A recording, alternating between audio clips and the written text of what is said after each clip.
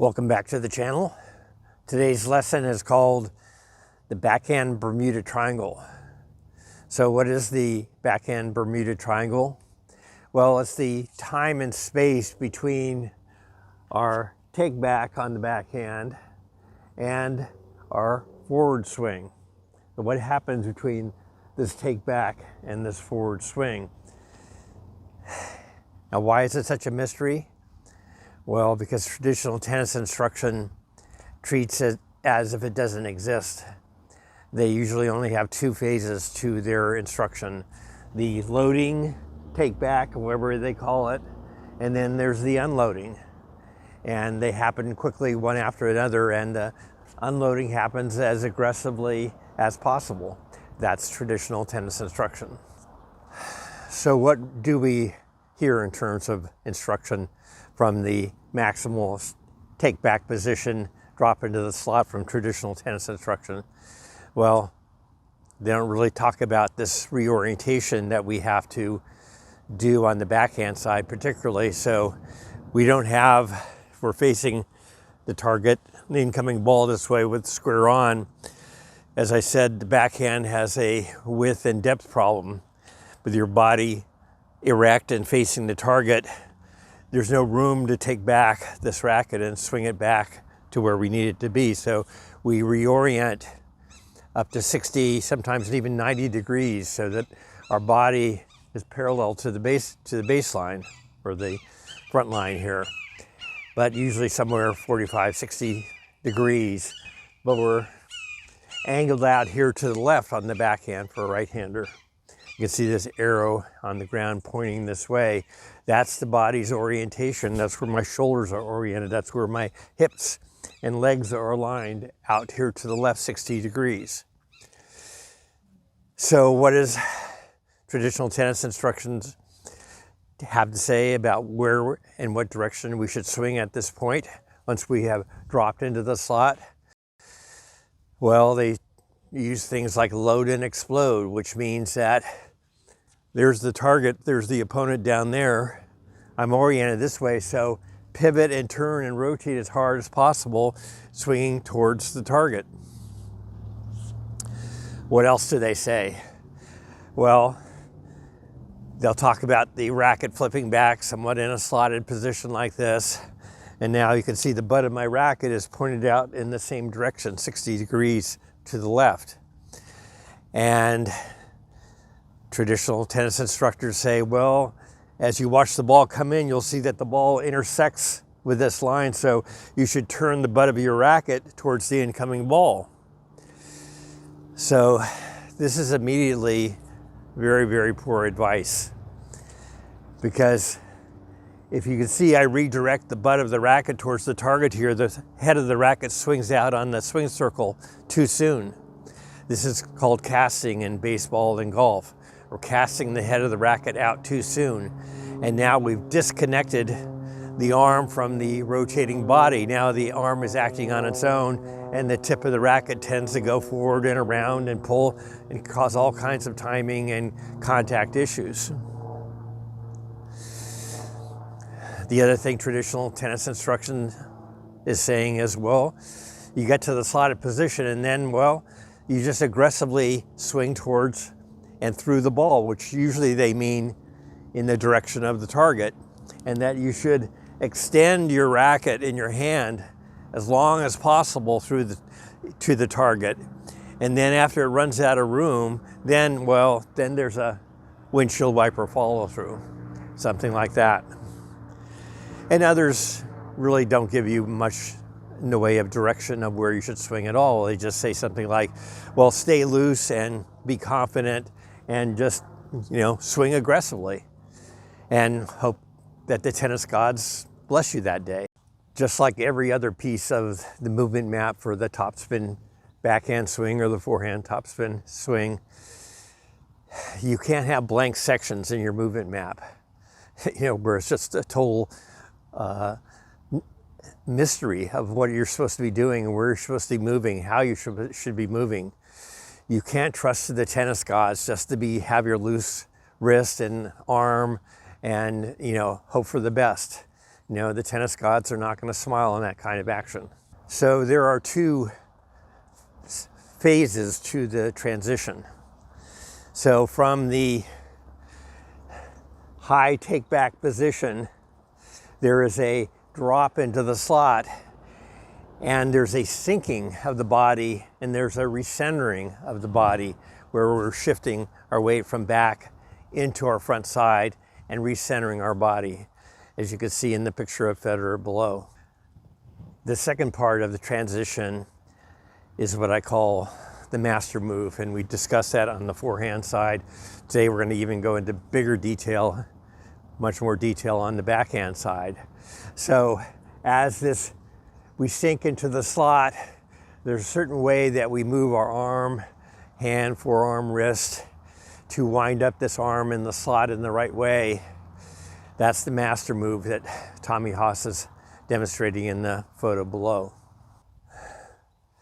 So on our lessons today is on this mysterious backhand Bermuda Triangle, this transition period that really isn't covered by traditional tennis, and we're going to go and find out its secrets.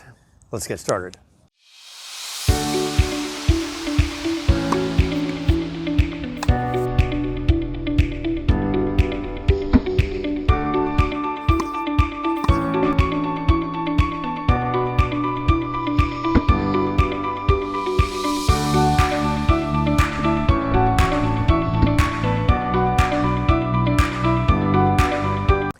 So how is that different from traditional tennis instruction?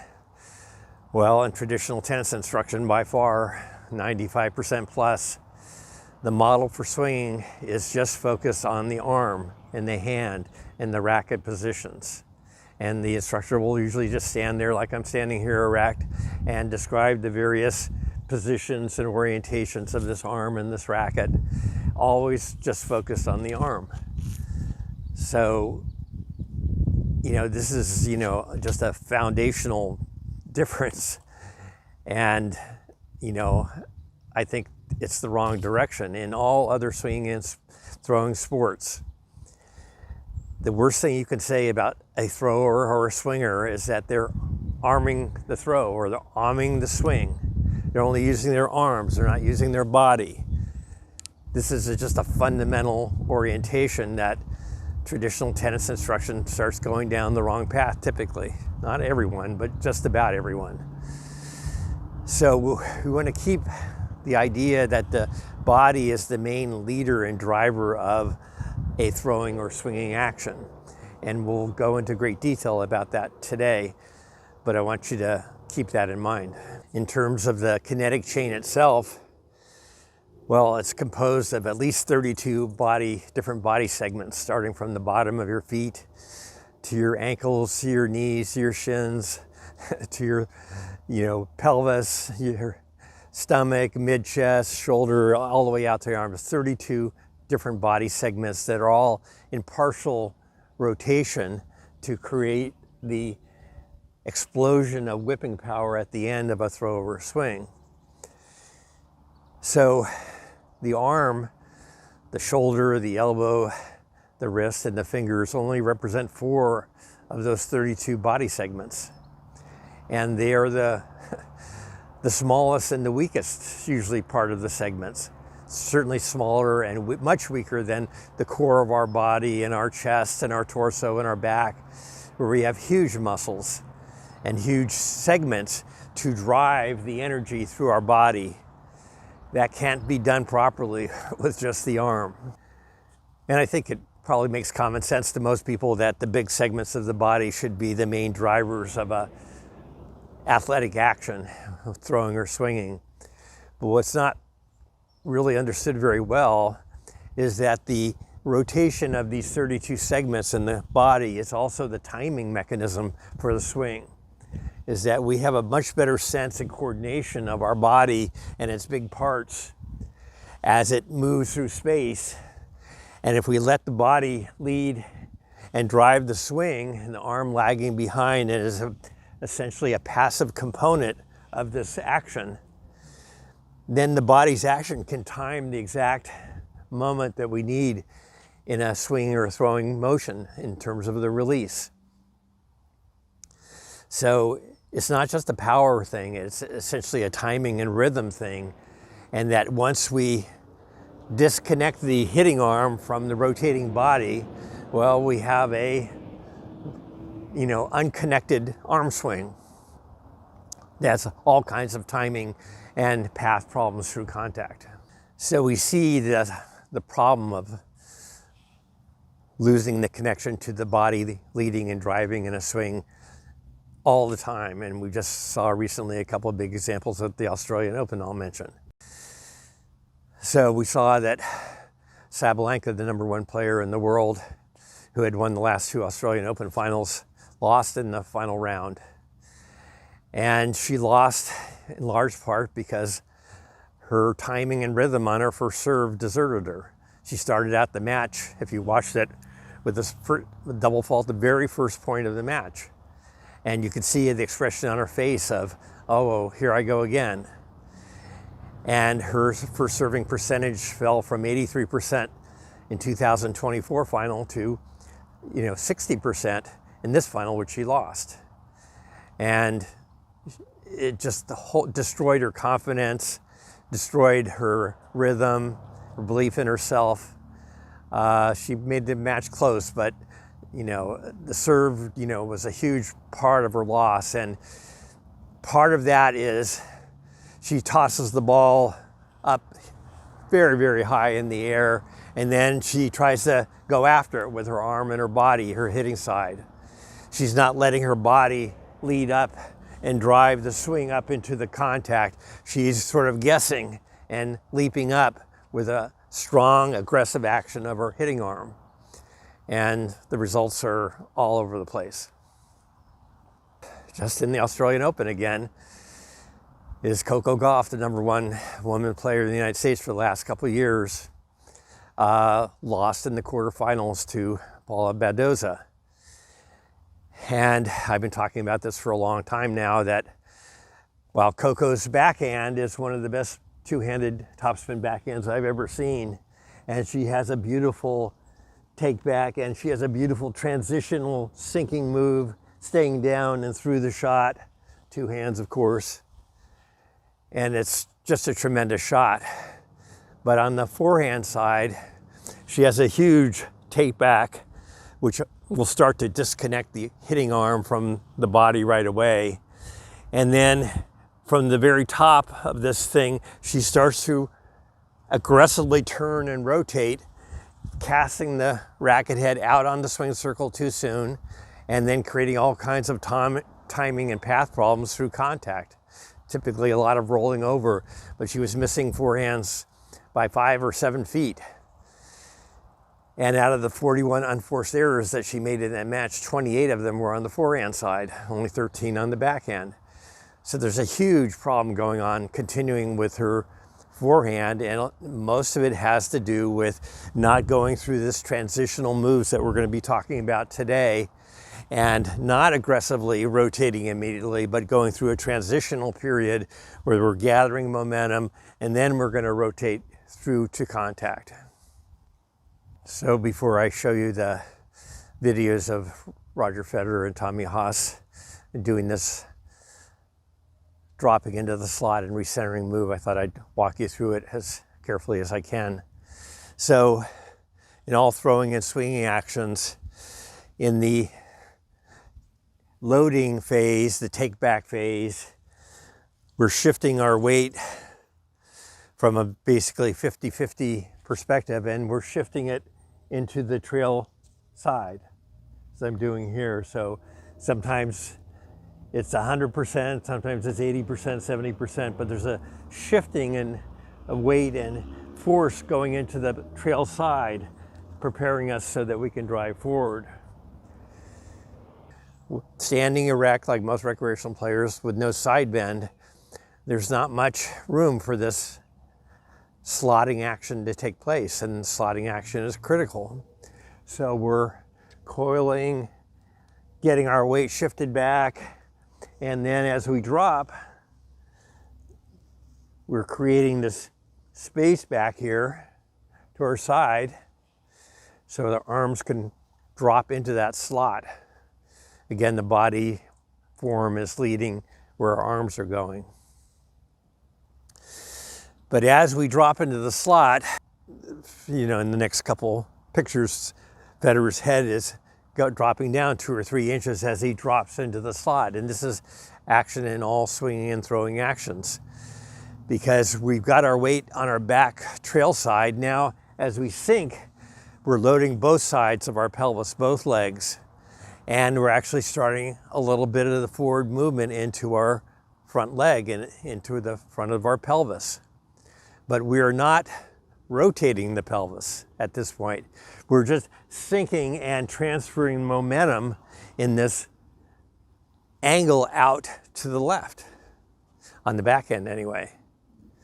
And so once again, the pelvis and the body's action is directing us of where our arms are going to swing initially, and we'll cover this in a moment. But it's, again, the body's orientation, its form, its movement map is controlling how we're going to start the swing. And you see the same thing with Tommy Haas. Now, we don't always have time in tennis to do a complete loading move and reorientation. Sometimes we're just playing defense or returning serve, and all we can do is reach out for the ball. We have no body movement at all when that happens. But our goal is to try to maximize our loading for every shot opportunity that we have. And so there's usually plenty of time for recreational players standing on the baseline. They have a couple seconds between the time they hit the ball and the ball returns to prepare and get themselves ready. If they weren't just watching the ball all the time, they could do it. That's another issue. But in any case, there's time to prepare in a lot of cases, and there's a time to recenter and orient our body going in the right direction. In this case, it's out 60 degrees to the left of the target. And you can see in this photo of Federer how as he drops into the slot, still most of the pressure is on his trail leg, and he's just starting to move into his front leg, and you could see his front leg plant. But he's not rotating at this point. He's just sinking and changing the momentum into the forward part of his pelvis. And that, as he starts his swing, and we'll get into this in detail, his racket is also traveling out to this 60-degree angle, out to the left. This is what I call the runway. We're just gathering momentum. The racket head trailing behind our pulling hand and body as we come out this way. So we haven't rotated, we haven't turned the butt of the racket towards the target yet. That comes in the second phase of the swing, which we'll get into. You see almost an identical action with Tommy Haas, former #2 player in the world, considered one of the candidates for greatest backhand of all time, single-handed, beautiful backhand. And here we're catching him. You can't see it with the camera as much of the sinking body into it, although he is sinking. You can see that in his leg structure. He's lowering himself. But you can see that same orientation. You can still see the transfer of pressure and weight from his trail side, and he's just landing into his lead side. And then, as he completes this move, he's finished this recentering move with his core of his body. And initially, his racket is going to be traveling in the same direction as his hips are sinking out here to the left. Again, our backhand is the mirror image of our forehand, except everything is flipped because now we have our dominant side and our lead arm to the front of the stroke. So in the take back on the backhand, the arm is going to internal, shoulder is going to internal rotation. And then the release is going into external rotation. That's the overall shoulder orientation. Now, in terms of what our hand and forearm are doing, in the dropping of the slot and the winding back of the arm into the slot, our forearm and wrist are going into pronation. So where the thumb is going down and away from us. And not only that, is as we drop further, the hand or the wrist is hinging down. This is called ulnar deviation. So we are doing this with our lead arm, lead wrist, dropping into ulnar deviation. And if we have our non-hitting hand racket on it, you know, we're essentially pronating with that other hand, but let's not get into too many terms. We're basically dipping the racket down and we're pronating our forearm and wrist and our elbow and our shoulder back into this folded back slotted position where we now have a strong connection to our body with this twisting and folding back. This is the Aikido connection that we want for powerful connection between the arm and the rotating body. So the first parts of the forward swing from the slot are a reflection of how we do this transitional move. So I call the first part of the transition move out of the slot the runway. Again, the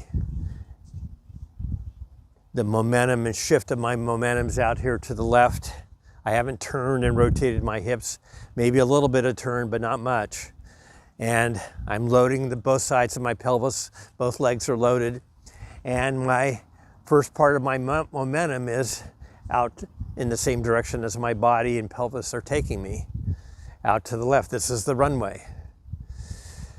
And so we're coming out here, and then as we get further out into the swing, you know, there's the target there. So my body, my hips first are going to start to rotate aggressively as I move further out.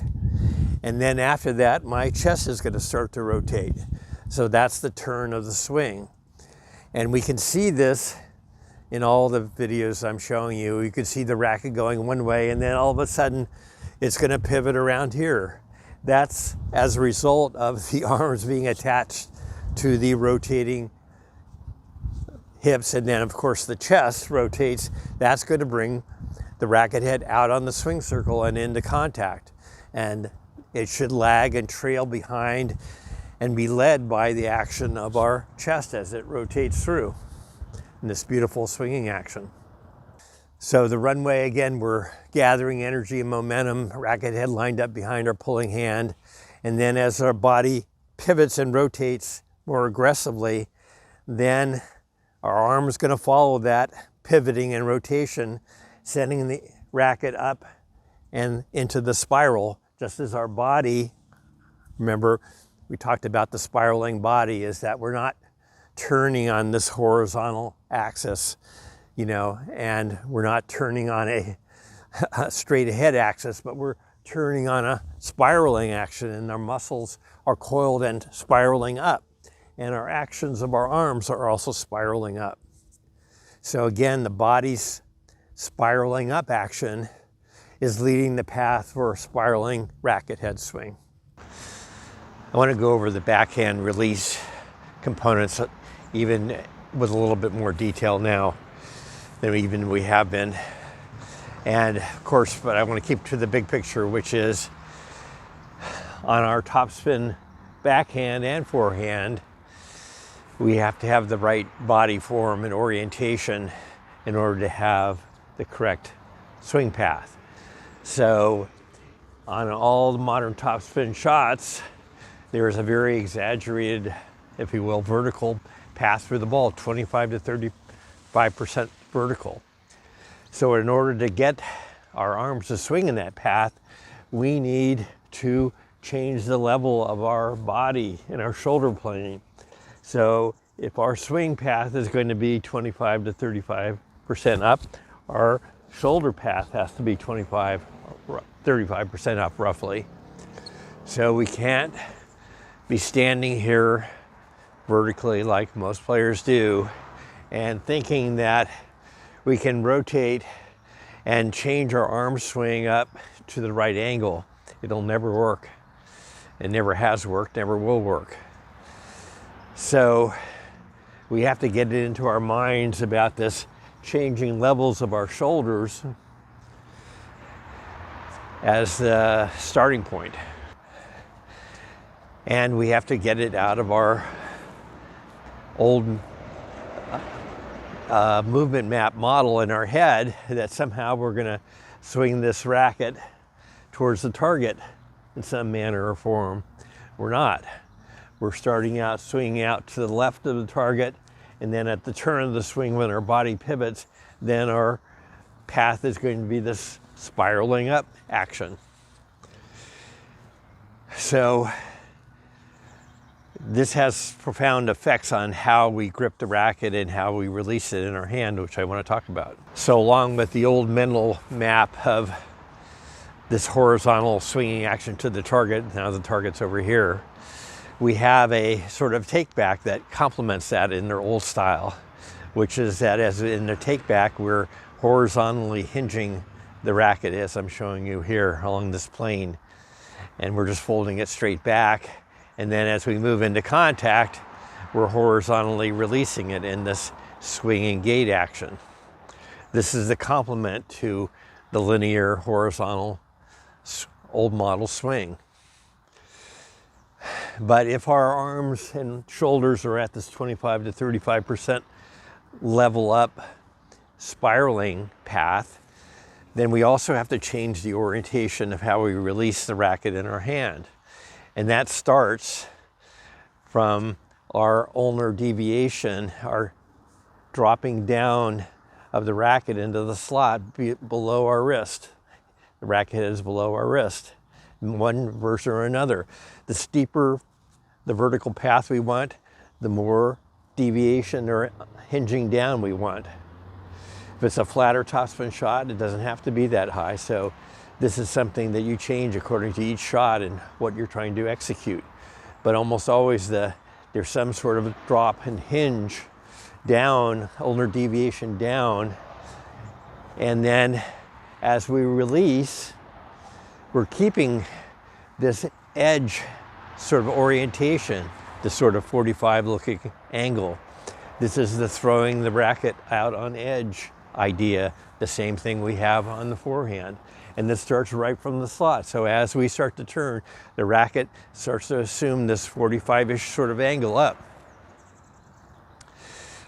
And at contact, the path of the racket must be going from a release from our hand in this 45-degree angle, not in this flat angle swinging gate action, but in this 45-ish angle up like this. It's showing that same angle with a upside down frisbee on the backhand side. So we're not releasing flat going through contact, but we're releasing up on this angle. And the ulnar deviation prior to dropping in the slot, keeping it on edge, also helps us through contact release this at the right angle for topspin and power that we want through contact. So on the backhand side, I said in the slot, we're pronating our lead arm and pronating we're going into internal shoulder rotation and pronating our forearm, wrist, and hand down, thumb down and away, folded back here. And this is going to help us keep the racket in line until we want it to come out of line at the turn of the swing. So on the backhand, topspin backhand, we're folding back in pronation, but then we're releasing in supinating, a supinating element of our wrist, supinating action of our wrist. And so supination, so this would be pronation, this would be supination, holding the soup in the hand, this action. So this is the action on the backhand. Just as on the forehand, in the slot, we're holding back and supinating the forearm, holding it back from pronating too soon out on the circle. And then only as we get up into contact do we release into pronation. On the backhand, it's just the mirror opposite. We're pronating in the slot and then releasing in supination. So again, the major point is that the body leads and directs the arm swing. And so with the right form, with the light de-leveling of the shoulder, with the right fold back into the slot on the topspin backhand, with the right pronation of the hand and wrist, and keeping the idea that we're going to release this in a flowing, arcing, supinating way, and we're not going to revert to any horizontal turn of the shoulders or horizontal swing gate action of the racket path through contact. And just to dramatize, have a little fun with this idea of this transitional move with our arm from the slotted position, pulling up slightly and out to the left. Well, I have myself a little toy sword here, and a lot of people have talked about this in the past, that this initial action from the slot is like pulling the sword from the sheath. And so you can see in the orientation here that the sheath is guiding this pulling motion out here to the side. So it's not, I can't redirect it there very easily. So the natural thing is just to start pulling out to the side here. And this is the runway part of the stroke, the forward stroke. And then as I get further along and the sword now has emerged from the scabbard and I'm further along in the swing, and now it's free to come around in a spiraling striking action. So hopefully that is a little bit of fun, talking about the pulling of the sword from the slot and finishing our stroke that way.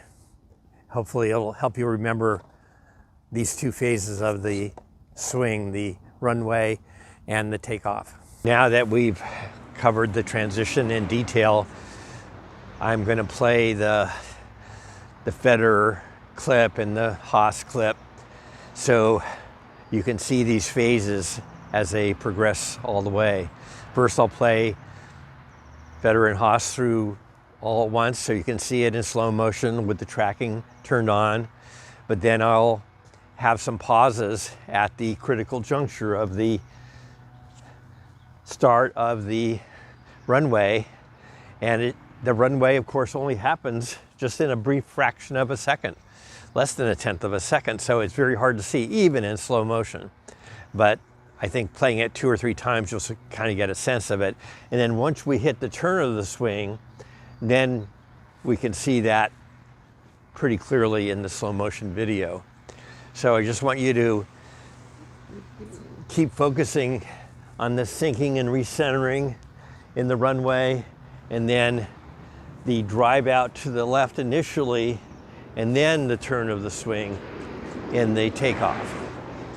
And for good measure, I'll throw in my latest version of my Gasquet topspin backhand form for you to look at me doing that, and it helped me do it better, thinking about all these different phases a little bit more carefully, and I'm sure it will for you as well.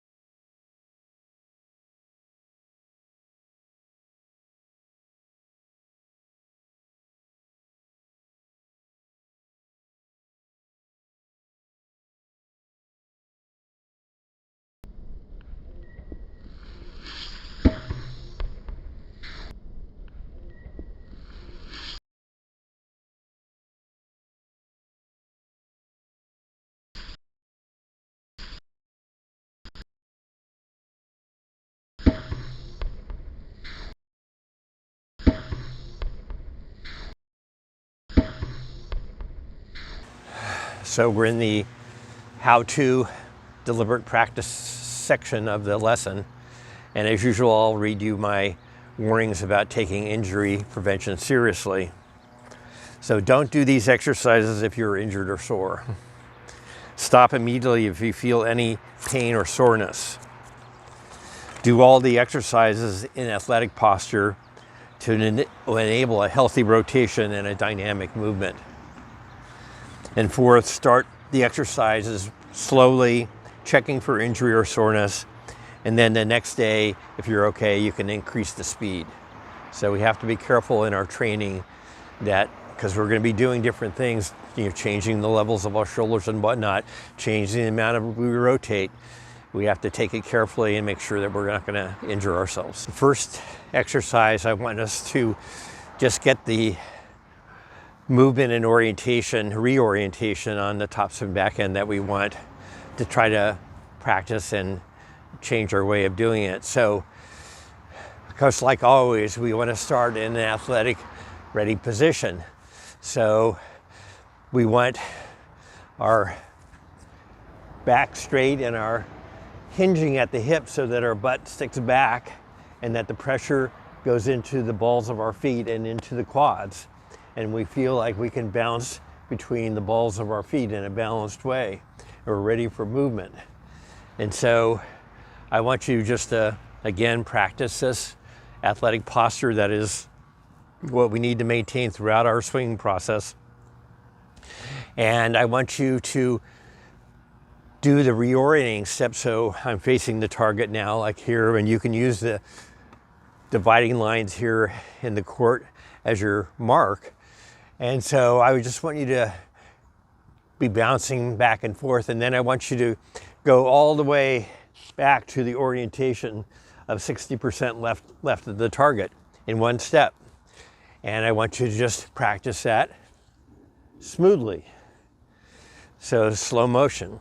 So I'll pause the video for you to do 10 slow motion reps, moving from the athletic ready position to the 60% to the left of target reorientation for the topspin backhand.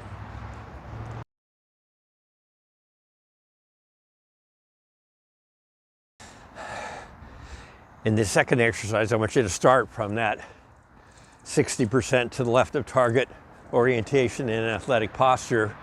But then I want you to do the sinking and recentering move with your body mostly and with a side bend. So have your weight shifted to your back, but now you're going to sink and recenter, and you're going to side bend here, creating space here for the arms to drop into the slot. And that's all I want you to do. 10 reps of that, making sure that you're feeling that side bend, feeling the recentering move, feeling the pressure maybe move a little bit into your front side, but both feet are planted pretty well. So I'll pause the video for 10 reps.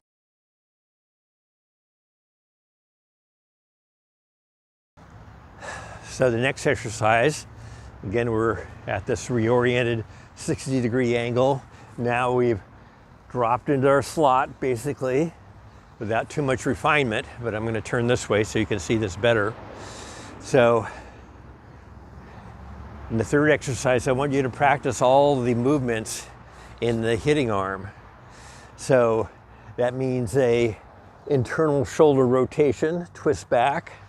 That means a pronation move in the elbow, forearm, and wrist to turn the racket down and the thumb down here so the racket drops below my hand.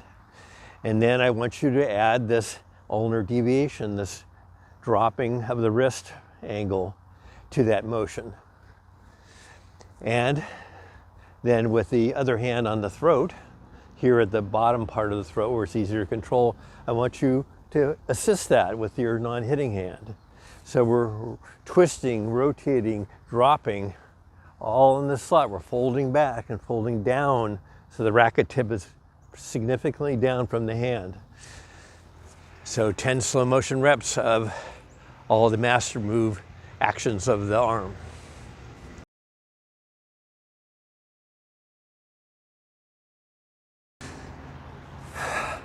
Next exercise is to actually engage in the release of the racket from the slot in the runway action. So we're going to be doing all the things with our body, the sinking, the master move, and now we're going to start out driving the racket handle out to the left, the same as our body and shoulders are oriented. Initially, we're sinking and the momentum of our pelvis is out this way, and so is our direction of our racket. It's just a brief moment. Racket head lined up behind the pulling hand and body. So we're resisting any indication of wanting to rotate and redirect the handle of the racket to the target. Everything is moving out to the left. 10 slow motion reps of the runway phase.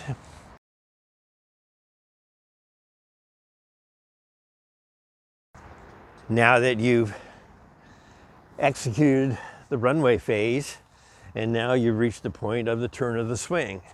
And again, in slow motion, I want you to then first start to pivot with your hips, your pelvis, towards the target, followed by some rotation of the chest, and then letting the path of the racket swing out on edge up in the spiraling action.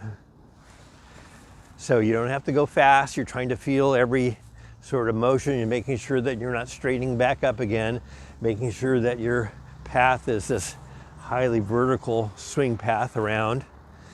And we're letting the body drive and lead the shot with the arm lagging behind in a whipping action at the end. 10 slow motion reps of the takeoff phase.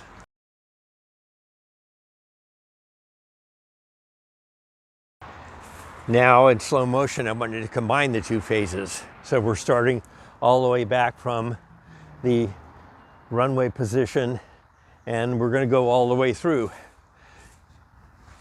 Feeling the timing, feeling the hitting the turn of the swing, and only then does the racket start to fling out on this arc. That's going to create all the speed in our swing. So 10 slow motion reps combining the runway and the takeoff. I'll pause the video.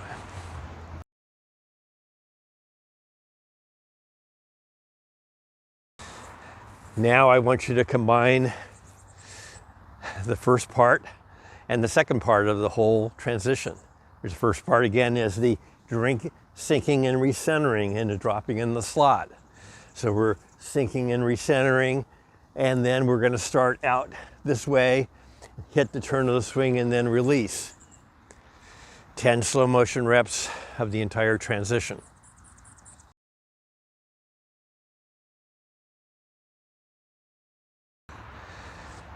And finally, of course, we add more speed to that whole exercise. So I want you to do 10 medium and then 10 as fast as you can, combining those two things, the sinking and recentering and the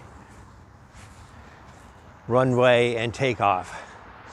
10 each, first 10 medium, and then 10 as fast as you can do them. I'll pause a bit.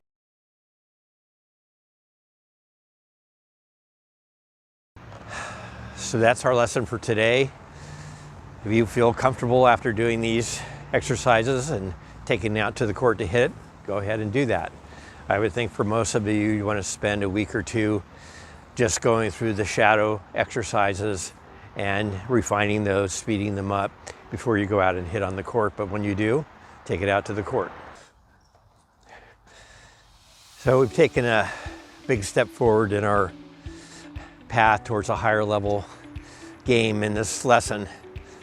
We've explored this backhand Bermuda Triangle. That's a phase of the stroke that's too often overlooked or missing in traditional tennis instruction. And we've had some fun playing around with the idea of pulling the sword from the sheath of the slot and releasing it in a very fast, dynamic action. And so I hope you don't mind me carrying the analogy a little bit further with the sword in the slot. in the Arthurian legend, you know, the magic moment comes when Arthur, a young man, is able to pull the sword from the stone, Excalibur from the stone. That's the magic transformational moment in the epic story. Well, I would say that once you start to learn the basics of what we've been talking about for the last several months, which is that we're going to let all 32 segments of the body work in concert with each other, and that we're going to have these waves of energy passing up through our body and from our core of our body out to our outside of our body, and accelerating waves of energy.